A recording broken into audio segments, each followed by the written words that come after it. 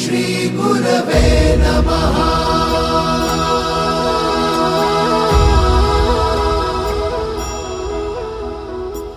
गुरु माझा गणगोत, गुरु हीच माऊली।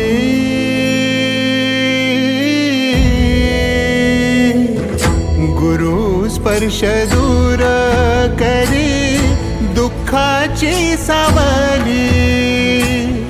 गुरु भेटीसाठी झाली जीवाची काहिली। भक्त तुझा गुरुदेवा पुरता अटला। भेटला विठ्ठल माझा, भेटला विठ्ठल।